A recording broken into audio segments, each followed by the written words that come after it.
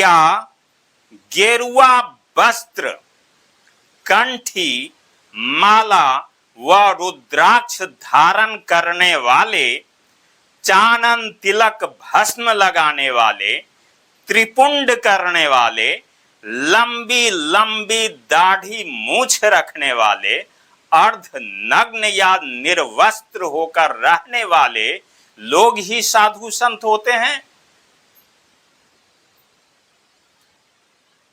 क्या अपने नाम के आगे या पीछे स्वामी, सरकार, सरस्वती, बाबा, बापू, महाराज, धर्मगुरु, सतगुरु, जगत गुरु, त्रिकालदर्शी, पूज्य, फादर, मौलाना, इमाम, ईश्वर इत्यादि लगा लेने से कोई साधु संत बन सकता है? क्या ये अहंकार नहीं तो और क्या है? क्या शासकों, धन्ना सेठों और नेताओं के काला धन को सफेद करने वाले, उनके तलवे चाटने वाले, उनके सामने लड़कियों एवं महिलाओं को परोसने वाले या देह व्यापार करने वाले या जोश वर्धक दवाई बेचने वाले लोग ही साधु संत हो सकते हैं? चौथा प्रश्न, शासकों की झूठी प्रशंसा करने वाले, चुनावी प्रचार प्रसार करने वाले, समाज में जहर घोलने वाले लोग ही साधु संत हो सकते हैं क्या?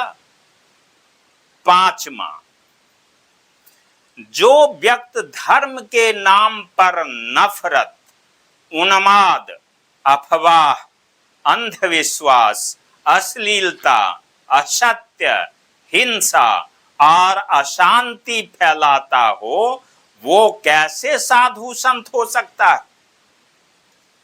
साधु संत को शिक्षित होना अनिवार्य क्यों नहीं है? छठा, साधु संत समाज को शिक्षित होना अनिवार्य क्यों नहीं है?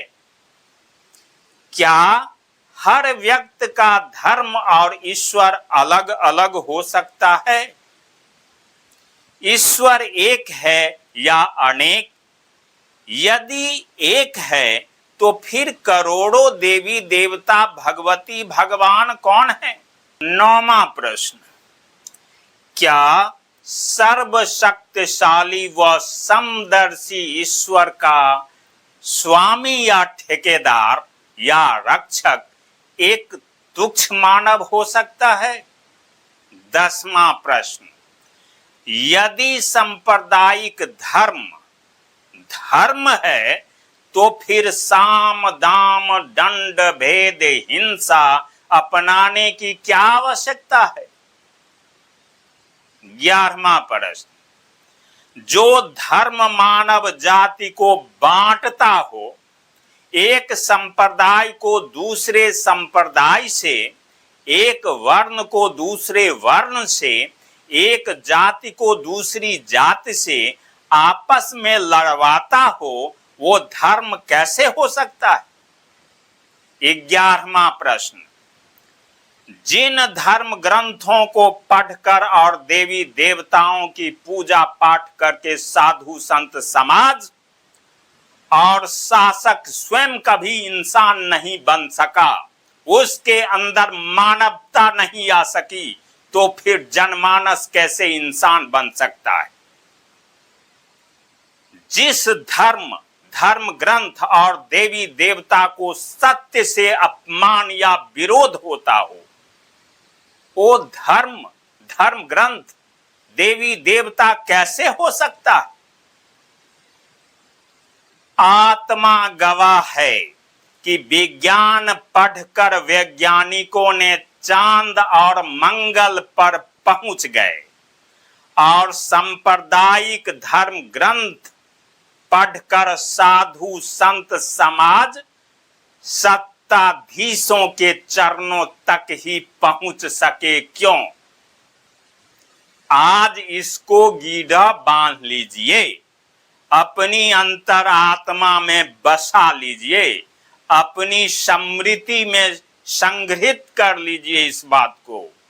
जब तक लोग स्वर्गीय और जिंदा दमनकारी शासक को पूजते रहेंगे, तब तक इस दुनिया से दुख समाप्त नहीं हो सकता।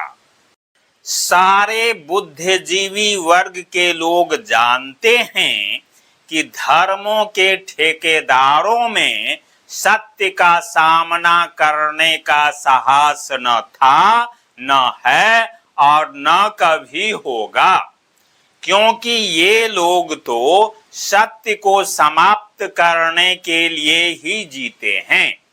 यदि सांप्रदायिक धर्म ग्रंथों में लिखी बातों को सही सही जनमानस को समझा दिया जाए तो वे इससे घृणा करने लगेंगे, और यदि इनकी कथनी और करनी को समझा दिया जाए तो फिर ये लोग थूकने योग्य भी नहीं बचेंगे। मैं सभी आदरणीय ईसाई, मुस्लिम, हिंदू, बौद्ध, जैन, सिख, पारसी, यहूदी इत्यादि समाज से आग्रह करता हूं कि एक बार सच्चाई को भली भांत समझने की कोशिश करें और फिर सत्य के मार्ग पर लौट आएं, ताकि मानव जाति को आत्मा की सजा, ईश्वर की यातना और प्राकृतिक आपदा से बचाया जा सके। अतः सभी धर्म के ठेकेदारों से मेरा निवेदन है कि अपने निहित स्वार्थ के खातिर ईश्वर और धर्म के नाम पर धौंस, धंधा, पाखंड, राजनीति और हिंसा की अपनी अपनी दुकानें बंद करें।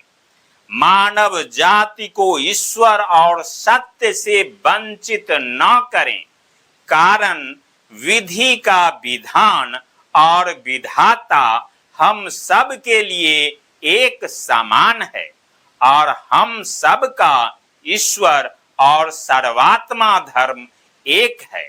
सबका कल्याण हो। बहुत बहुत धन्यवाद। बहुत बहुत